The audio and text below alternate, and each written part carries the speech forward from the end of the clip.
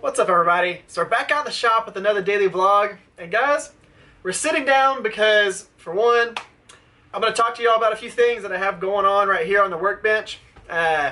Maybe answer a couple of questions that a few of y'all have had. And the reason why we're not doing a vlog about some work on this knife is because back here, out there, it's going nuts. So, we are having a hardcore thunderstorm right now with hail and like crazy 40, 50 mile per hour winds that are knocking trees down.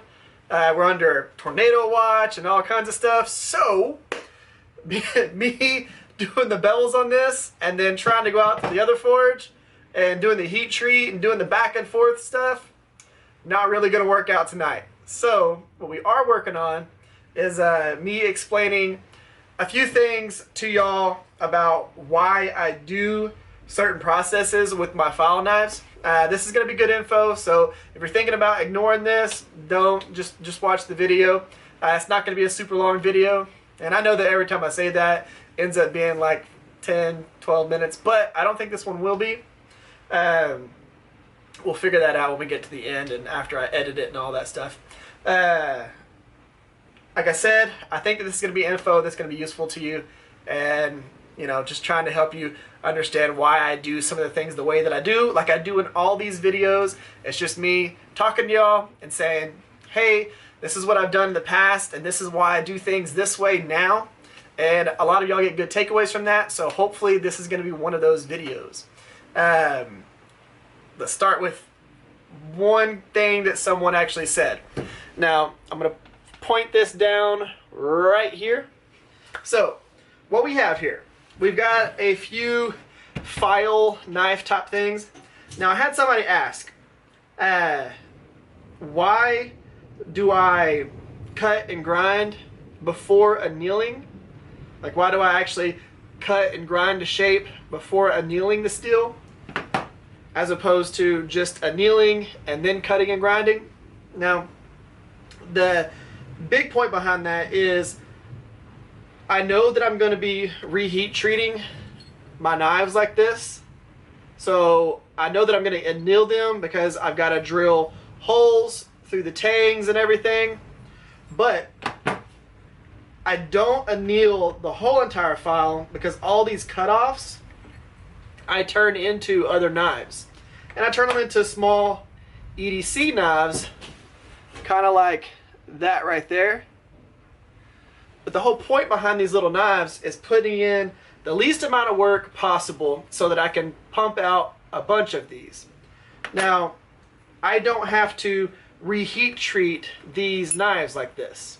So each one of these knives are something that do not need to be reheat treated. All I got to do is finish shaping them, turn them into little EDC knives or pocket knives or things that you would throw into an EDC bag as an extra backup cutting tool. I don't have to, like I said, reheat treat these. All I have to do is temper them to temper some of the hardness out of them. After I go ahead and get it shaped, I'll go ahead, shape it, do the bevels, and then after I've done the bevels and everything, I'll temper it. It'll get a little straw color finish on it, and then I'll take and I'll use the fine Scotch-Brite belt, and it will give me this brushed finish right here that you see on that knife. And that's pretty much where it stops. I put a good finish all the way around through the finger choil and down the spine and everything, get a good finish on the knife. I'll make a little sheath for it, and like I said, this is something that you would have in a bag or something you can actually put in your pocket, however you want to do it, so that you have an extra cutting tool whenever you're out and about. Now, I do make some of them in a little bit different shapes, like a little reverse Tonto that we have going on right here, and I'll do things like this one right here. Now this one I am reheat treating because I'm going to be drilling a couple of holes in the tang itself. But these other ones, I don't drill any holes. They're just, like I said, small EDC knives. I'm not going to put lanyards on them or anything like that. Some of these I give out as gifts. Some of them I might charge $25 or something like that for them. But that's the whole point behind me not annealing the whole entire knife, or the whole entire file. Plus, whenever I go through and anneal these, I don't want to have something that is, you know, 20 inches long and I'm sitting there running it through my forge trying to heat up the whole entire thing. Knives that are this size or smaller are real easy to put into the forge and start heating up as I go, and just push it through there, pull it back, get it all nice and evenly heated, and then go from there. So that is the whole point for these, and not, again, annealing the whole entire file, because I'd be trying to anneal something that long. It just takes too much time. Might as well just anneal this. And I'll be real with you, cutting through files with an angle grinder is really not any easier if the steel is annealed. It's not. And with a 40 grit belt, these shape just as fast as steel shapes. I mean, whenever I'm doing these right here, those are 1095 annealed steel, and they take just as long to shape with a 40 grit belt as these do. And that was a over 1/4 inch thick file that was still hardened. It cut through it like butter. So those 40 grit belts, they put in work, like I always say. But having annealed steel versus not annealed steel, it's not that big a deal whenever you actually look at it. I will tell you, it is a lot easier to drill the holes to the tang after you anneal the steel. Plus, doing the bevels, it is a little bit easier. You do cut through faster because of the way you're cutting through. But really, smoothing out the shape and doing all that stuff, it cuts just fine with just using that 40 grit belt. So I don't need to anneal it prior to that.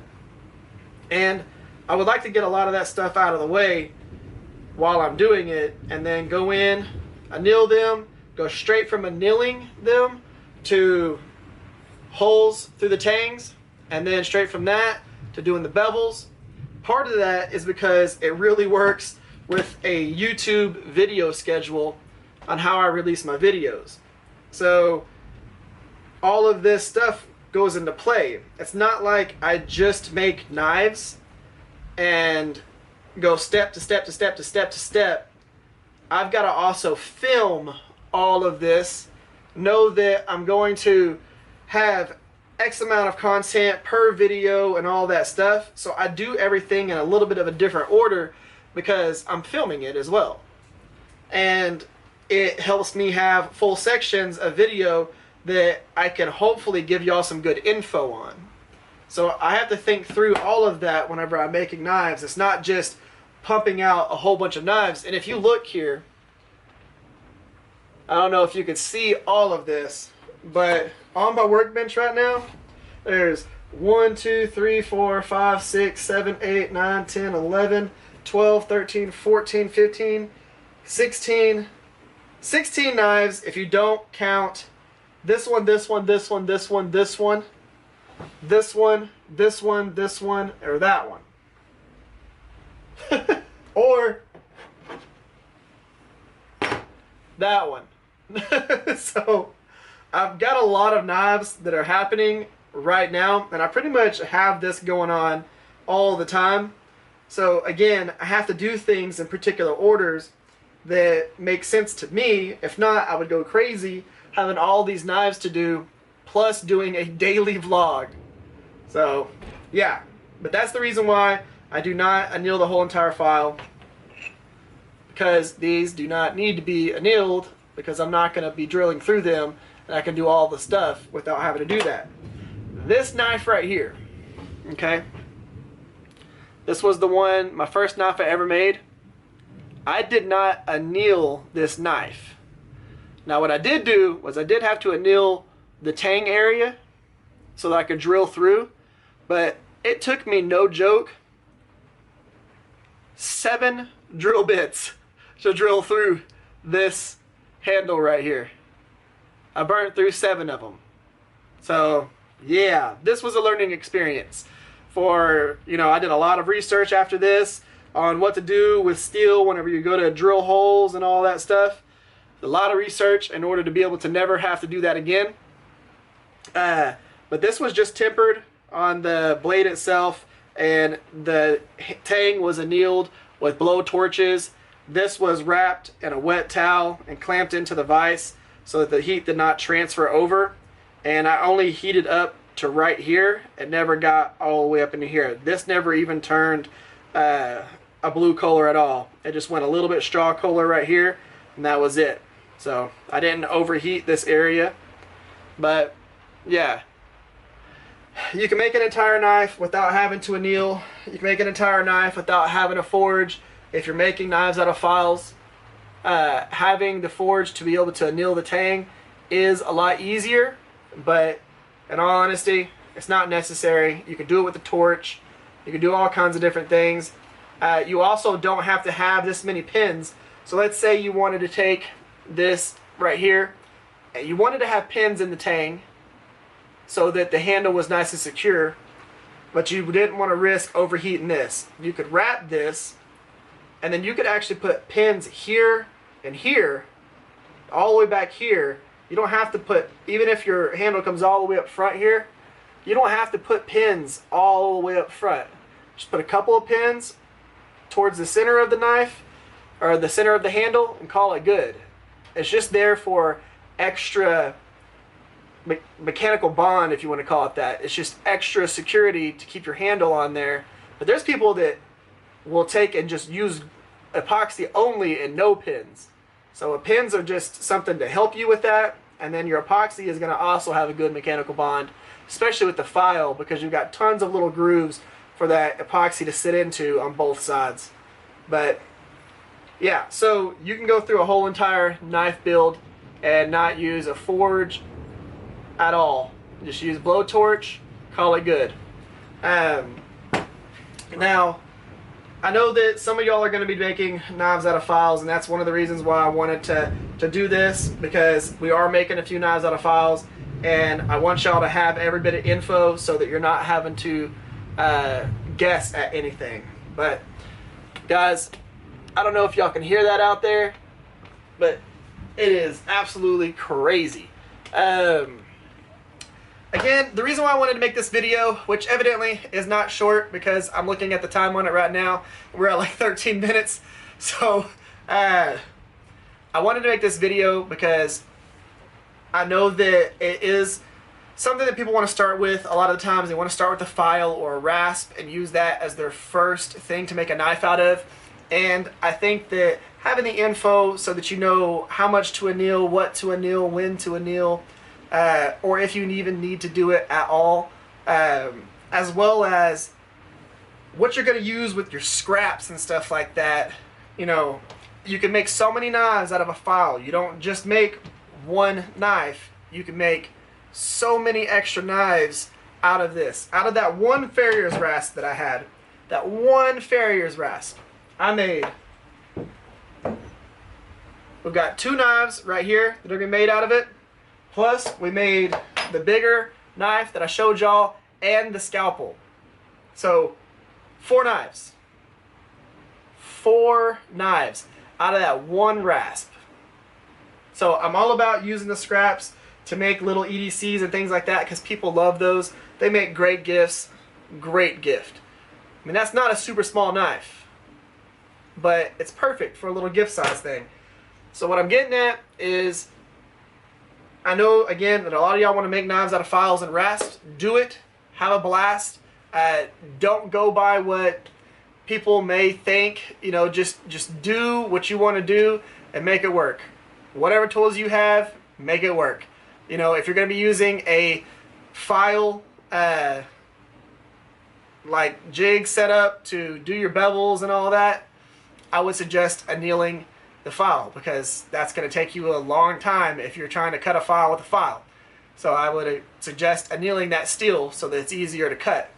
But if you've got a 1x30, man, you can do bevels on a knife without having to worry about annealing that steel.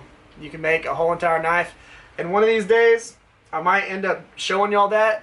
But I'll tell you, I'm going to link this at the end of this video and in the description. So if you want to see how I made a knife with simple tools that pretty much everybody has in their shops. People keep asking me, make a knife with simple tools. My first knife is in the video section of this channel. So I'm going to link this and you can watch me actually do that. Because whenever I first made this, I didn't have a forge. All I had was a 1x30 angle grinder and some real simple tools. So go check this video out, watch it. Guys, that's going to be the end of this one.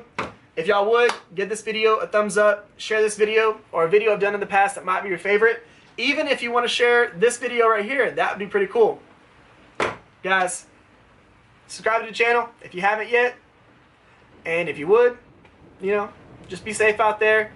I know that I'm going to have to get inside here before it starts getting real crazy. But I want to thank y'all for coming by. I want to thank y'all for checking this video out. Y'all have an amazing day. I will see y'all tomorrow with some bevels, some heat treat, and some other stuff on this knife right here. Guys, see y'all.